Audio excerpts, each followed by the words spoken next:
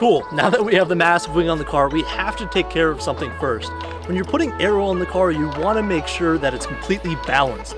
So what we're going to be doing is installing an APR front splitter to match with our massive rear wing in the back. So let's get in, let's knock out the front splitter install. Should only take about an hour. We're going to go ahead, roll all the clips, and show you guys exactly step by step in how to do that.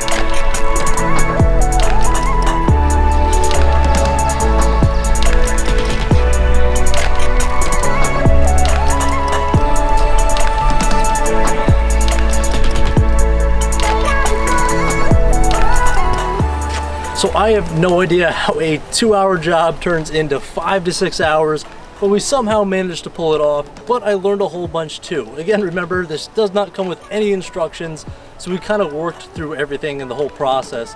The gist of it is, again, you're going to be pulling off the bumper, you're going to be drilling out 3 holes on the right, 3 on the left, and 2 in the middle.